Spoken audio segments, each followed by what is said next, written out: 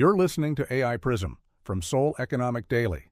Before you look at any Seoul property listing today, 3 things changed in Korea's rental and supply market.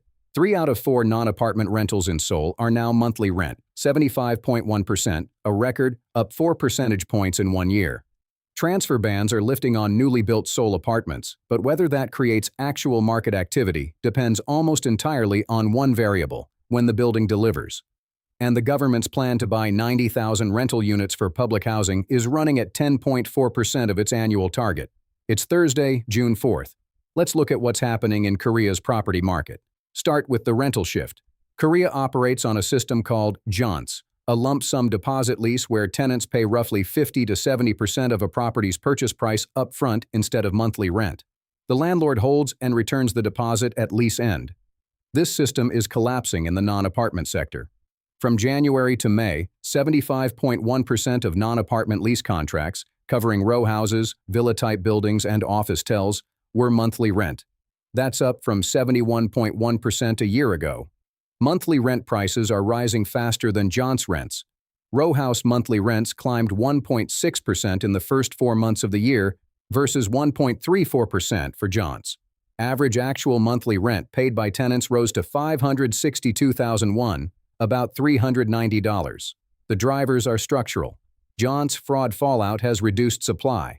Land transaction permit zones prohibit gap investment, using a tenant's Jeonse deposit to finance a property purchase, so fewer landlords offer Jeonse in restricted areas. Seoul Jeonse listings have fallen 30.7% year-on-year to just 17,715. Non-apartment construction starts in 2023 to 2025 ran at 20 to 30% of the decade-long average. And the government's purchase program for public rental housing is moving at a fraction of its target pace, partly because the public purchase price is below the actual cost of construction, removing the incentive for private developers to sell to LH. The social impact is sharpest at the bottom. Research from the Korea Research Institute for Human Settlements found that when half of a non-apartment deposit is converted to monthly rent, housing costs as a share of income roughly double for the lowest income quintile, from 14% to 29.4%. For the top quintile, the increase is 3.8% to 9.5%. On pre-sale transfer restrictions, Hill State Medial in Yunpyeong-gu had its ban lifted May 28. Listings jumped from 21 to 47 units within a week.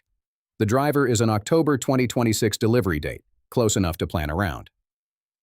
Goyok Prugio Hill State in Gurogu had its ban lifted May 26. Listings went from 3 to 4. That building delivers October 2028, too far out for practical demand.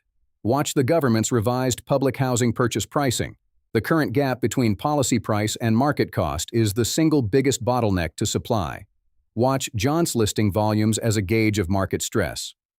And watch October 2026 delivery projects as the near-term test of how much supply pressure can be released. That's today's AI PRISM Real Estate. This episode was produced with AI assistance based on Seoul Economic Daily reporting and reviewed by a human editor. AI PRISM is a WAN-IFRA award-winning series. We'll be back tomorrow. You've been listening to AI PRISM from Seoul Economic Daily.